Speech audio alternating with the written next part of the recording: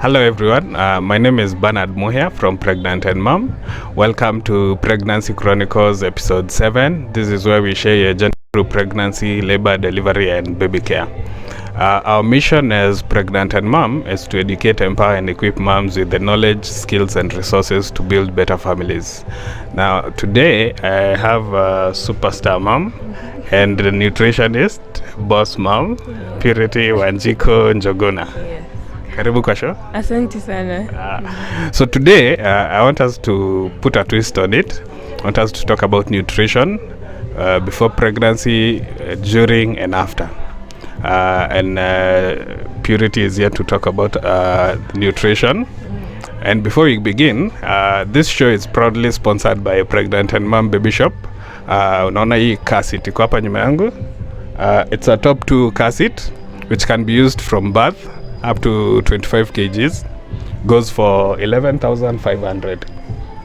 So Purity, karibu kwa show. Asante sana. So nataka tuanze. Nutritionist do.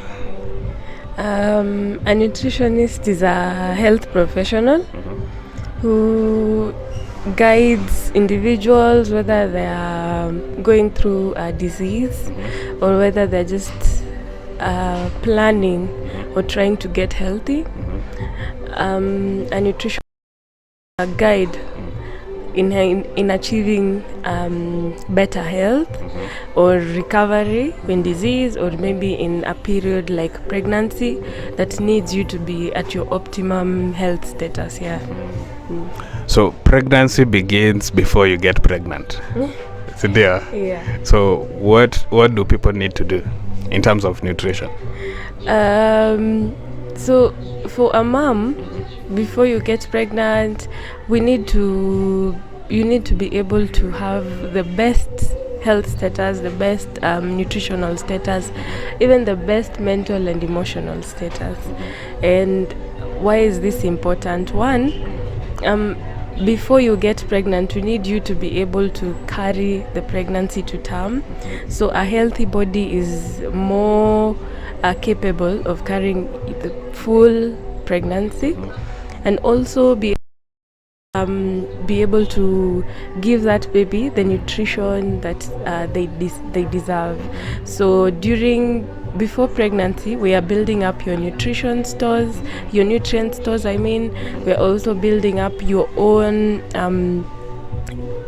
body, your own capability as a mother, and even to body functions to be able to function properly. So optimum nutrition before conception also it helps to increase the risk of not even the risk, the chances of conceiving. So being able to conceive, and a lot of mothers are unable to conceive. So being in the best health status, the best nutritional status will also help you to conceive.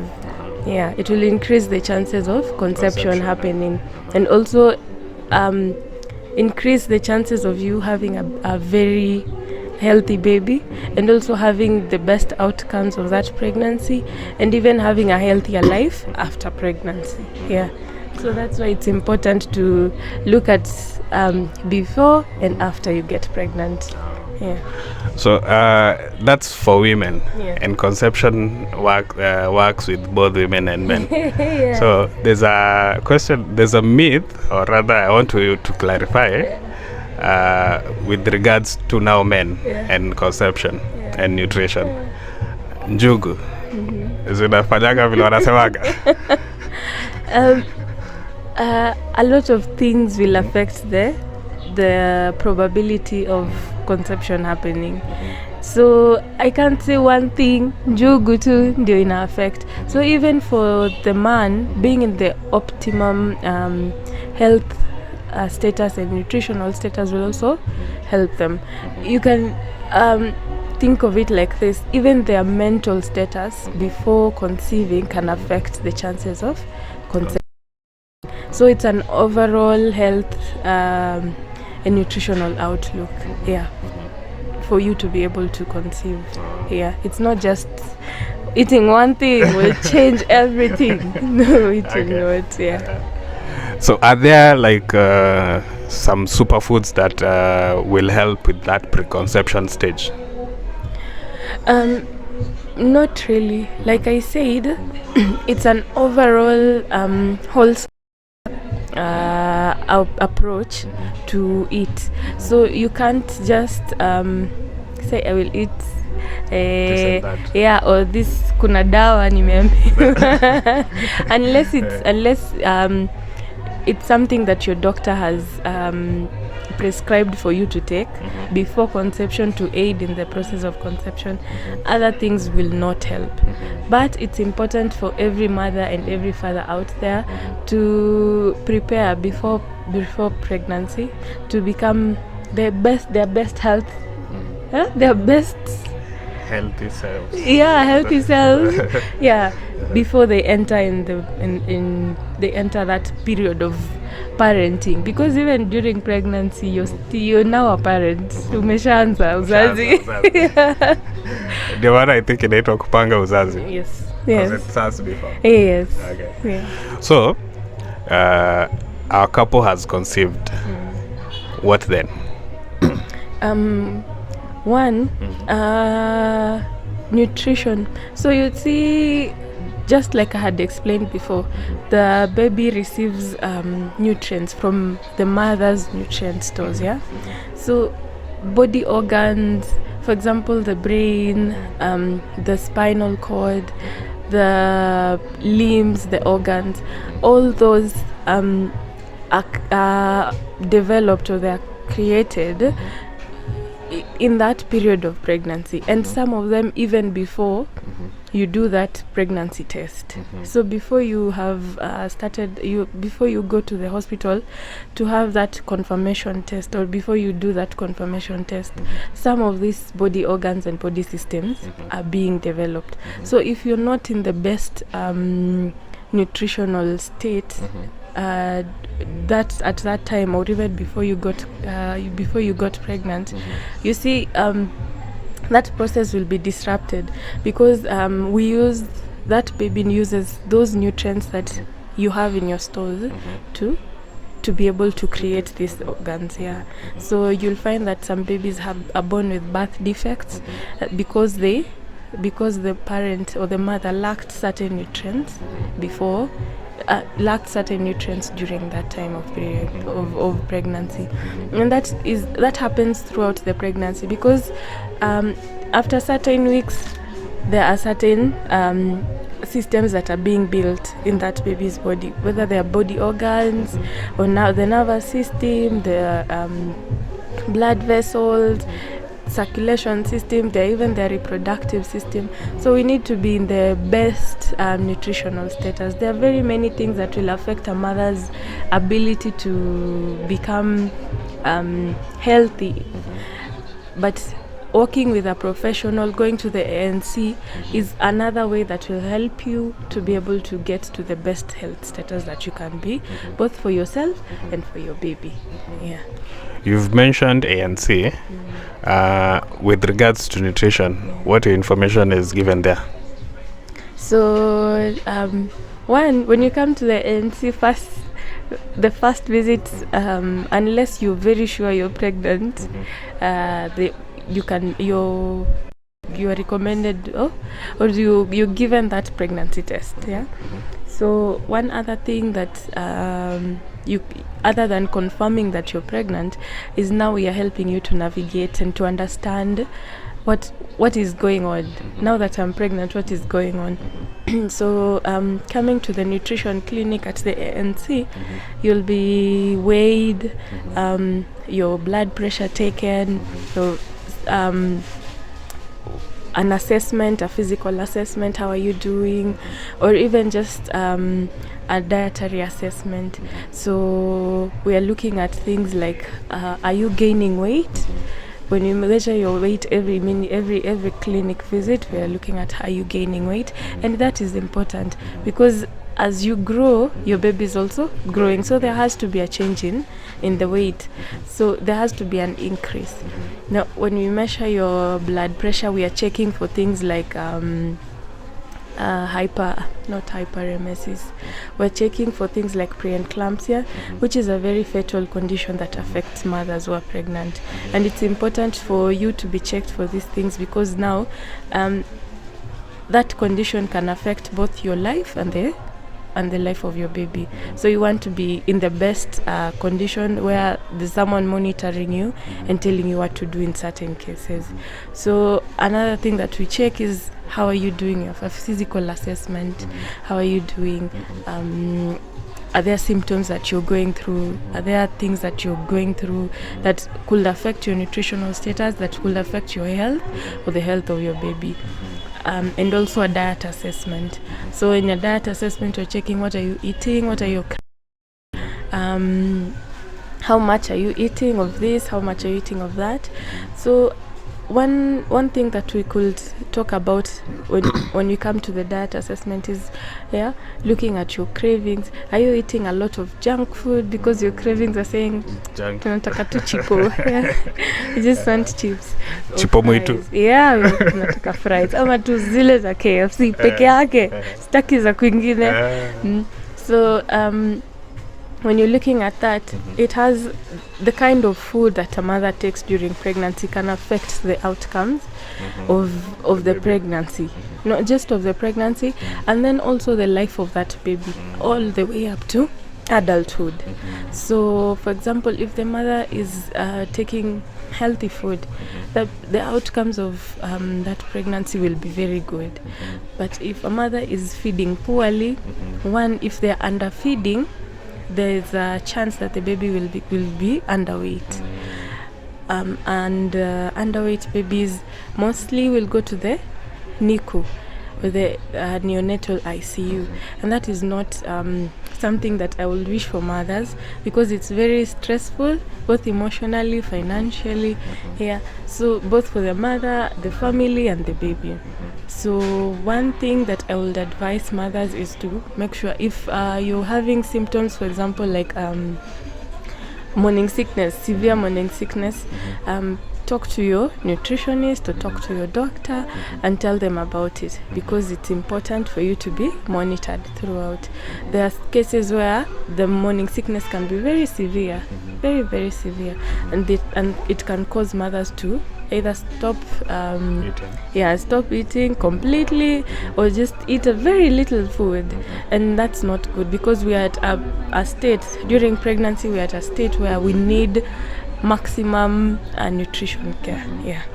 So, and also on the other extreme, if a mother is overindulging in food, ati yangu na mtoto you're eating for two.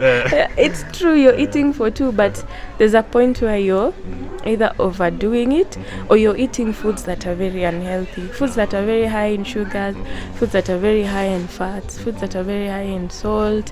So you'll find that some mothers either develop gestational diabetes, which is a type of diabetes that affects pregnant mothers. So the kind of nutrition that you take, that you have during pregnancy, can also affect the metabolism of the baby, how the baby's body is working. So they might be you might be affecting them in the sense that, for example, during that, if a mother has diabetes, they might have very high fluctuations. The baby itself might have very high fluctuations when it comes to insulin, controlling their own insulin or their own sugars. So once they are born, they also will have that problem, and this problem could either follow them all the way up to adulthood.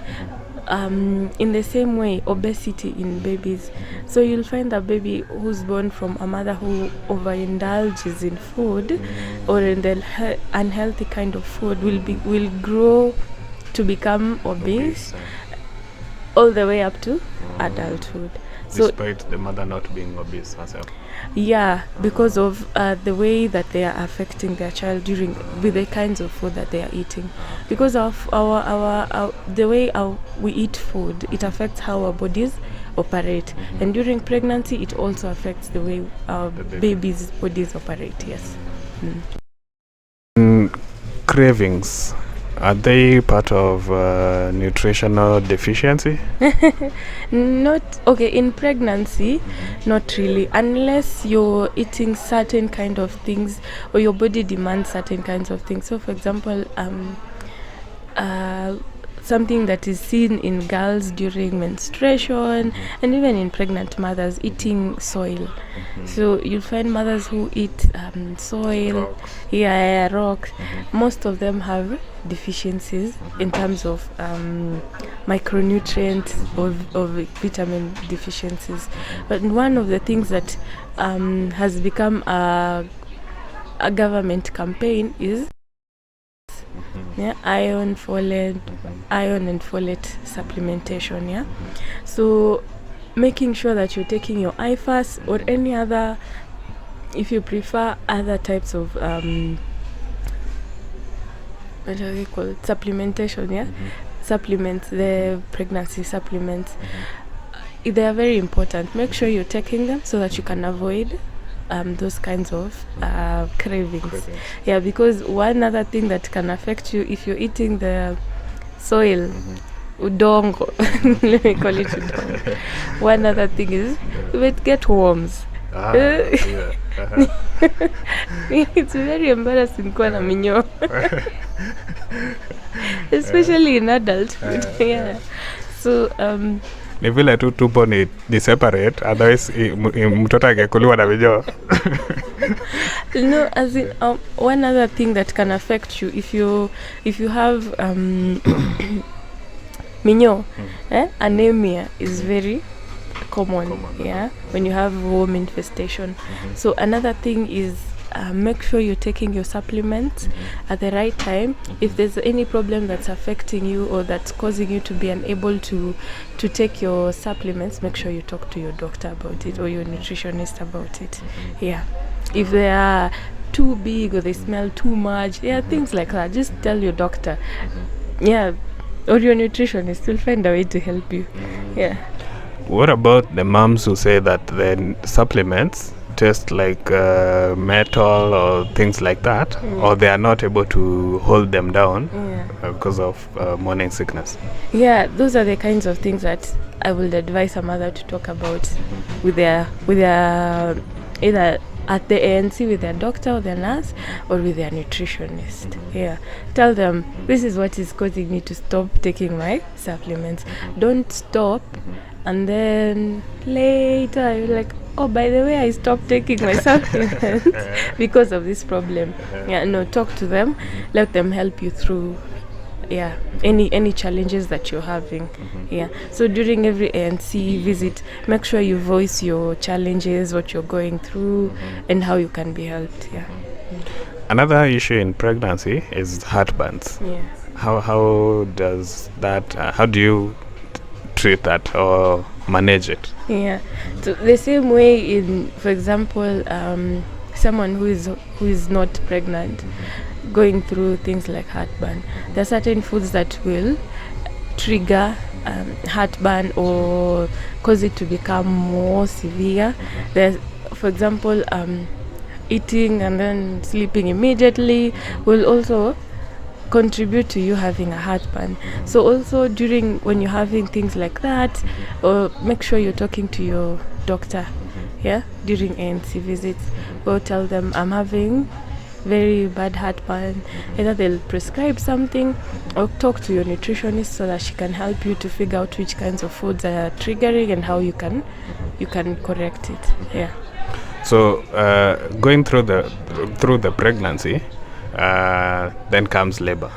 There are some foods that some moms say help with labor, like pineapples. Is it true? I will.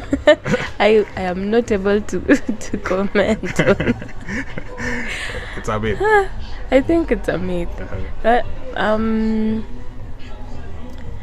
Labor, whether you like it or not, it will come at the time it will come, and it will. For example, one of the things that I found helpful in my own journey is being prepared, knowing what I'm going to experience, even the pain. Just read about it. Watch YouTube videos like this one of other women, what they experienced, or just listen to stories of other women. We're not listening to those stories or reading those stories so that we can get anxious or scared about it. No, but just to understand what other women went through, so that we can have a mental picture of, I think this is what it will look like, so that you're not caught off guard. Labor will come when the child is at term, or when the child decides, this is my time. That's when it will come. There's nothing that will stop it or delay it. So but we can become prepared. We can know what to expect in terms of the pain, in terms of the stages, in terms of dilation, in terms of contractions. Just learn about it. So after delivery, there's milk production, and what role or part does nutrition play in that? So immediately after giving birth, it is very advisable for the mom to hold the baby and even breastfeed. So you're given a training of how to breastfeed. Your nurse will show you how to breastfeed your baby. So if you're unable to learn at that time, immediately after giving birth, because of any reason, for example, maybe you're not well or the child is not well, so that can affect milk production. Another thing that can affect milk production is being either the mother is just too anxious and or has gone, let me say, is a little traumatized. So by the birth process. By the birth process, or the baby has a problem, for example, a cleft lip deformation.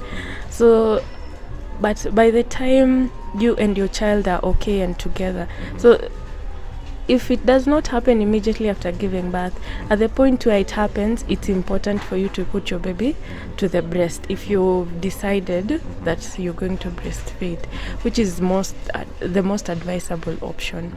So to put your baby to the breast, one, that it aids in enhancing that milk production process to start, or if it's very low, to become better. So putting your baby to the breast as much as you can, and also make sure you're talking to your nurse or your nutritionist during that process to get the best tips of how to place your baby. Whether if the baby has not latched properly, if your sitting position is too uncomfortable for you, things like that can affect that process of breastfeeding. So either your baby will be dissatisfied, will be crying throughout, biting you. So make sure you're talking to the baby. The nurse. Yes. Not the baby. The baby cannot Well, talk it's now. also good to the baby, but not about milk production. That's true. So you can talk to your nurse or your nutritionist, ask them, how do I do this? Let them give you a practical. They're not afraid. Even the male ones. Just tell them, show me how to do this. Yes. People talk of warm fluids after birth to help with milk production, and then uji ya wameru. So after birth, do you mean immediately after birth, or after The period, that whole you're month? now going home? Now going home. So I can talk a little bit about my experience. If the mother is feeding properly, if the mother is latching properly, or the child is latching properly, the process of breastfeeding will go on undisturbed, unless there are other problems. For example, the baby's inability to latch, or the mother is taking any other drugs, is taking any affect the breastfeeding process. I don't think there's anything else that should affect the production. If the mother is feeding properly, there's emotional support from her family and the social and the community around her, and the baby is latched properly, the process should just go on